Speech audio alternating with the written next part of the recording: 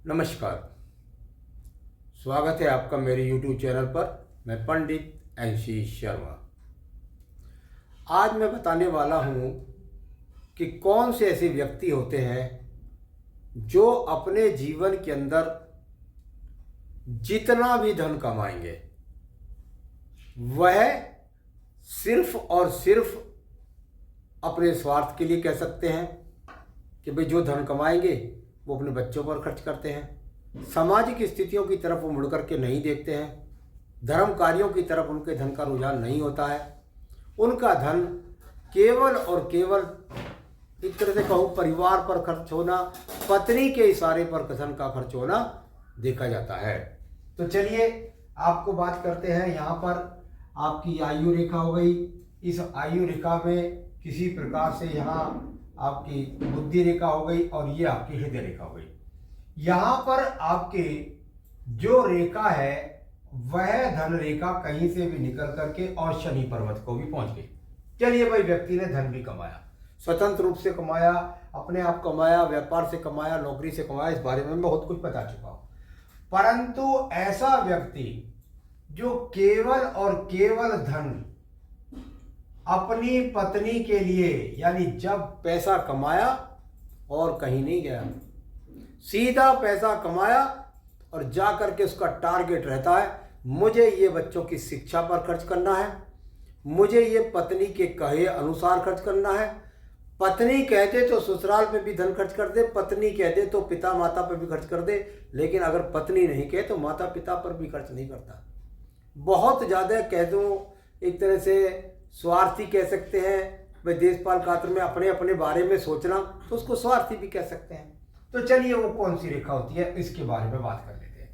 आप लोगों ने देखा होगा कि किसी किसी व्यक्ति की यहाँ बुद्धि रेखा और बिल्कुल एकदम समीप चली जाती है और तब जाकर टर्न लेकर के ये थोड़ा सा नीचे चलती है। यानी इसकी अगर गति देखोगे आप तो बुद्धि की गति किस पर चली गई? हृदय रेखा के समीप चली गई। और हृदय रेखा क्या होती है? हृदय रेखा आपकी धड़कन होती है, आपकी हृदयांगिनी होती है, आपके ब्लड से संबंधित बच्चे होते हैं। माता पिता के लिए मैंने अलग पहलू बताया हुआ है। तो चलिए यहां से ये रेखा यदि इस प्रकार से उठती हुई और हृदय रेखा के नजदीक से गुजर करके और आगे गति करती है, तो ऐसा व्यक्ति पत्नी की बातों के साथ ही, पत्नी के अनुसार ही अपने और अपने से, यानी अपने बच्चों सख्त, मैंने माता पिता को नहीं जोड़ा है, उनके प्रति धन खर्च करता है। ऐसी शाखा नहीं है, मान लिया आपकी शाखा दूसरे प्रकार से है, ऐसी रेखा नहीं है, और वह रेखा आपकी रेखा देखने में आती है कि यहां पर यह हृदय रेखा अलग चली गई और इसमें से जो शाखा गई वह जाकर के आपकी हृदय रेखा में ही मर्ज हो गई। यानी बुद्धि की बात कहां? हृदय के पास। हृदय क्या? हृदयांगिनी यानी पत्नी।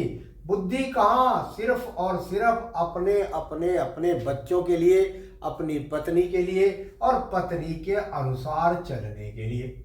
ये इस प्रकार की गति। हृदय रेखा ऊपर जा रही है, कोई बात नहीं है। चलिए यहां पर ये रेखा जाकर बुद्धि रेखा फर्ज हो गई। इस प्रकार भी नहीं देखने में आता है। कितनी ही बार देखने में आता है कि वह रेखा आपको समझ ही नहीं आई कि भाई ये रेखा यहां से बुद्धि रेखा गई और बिल्कुल सीधी सीधी सीधी जाकर और ये हृदय रेखा में मर्ज हो गई। अरे यहां पर बुद्धि रेखा है या ये हृदय रेखा है, इनमें से कौन सी रेखा है? ये रेखा ही बुद्धि रेखा है, ये रेखा ही हृदय रेखा है।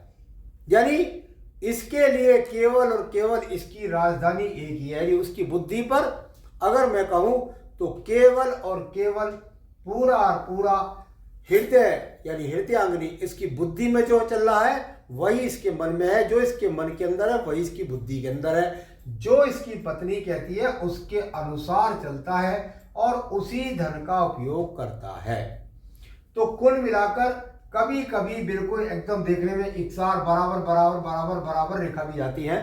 वह रेखा भी यदि इस प्रकार से है तब भी उसका फल उसी प्रकार से आपको समझना चाहिए।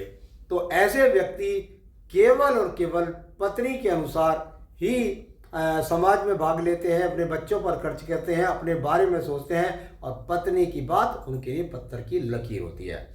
तो चलिए, मैंने आज आपको बताया कि ये अपना धन कहाँ खर्च करते हैं और कैसे खर्च करते हैं। आगे भी अन्य विषयों को लेकर आपको अवगत कराता रहता हूँ। मेरे साथ जुड़े रहिए। नमस्कार।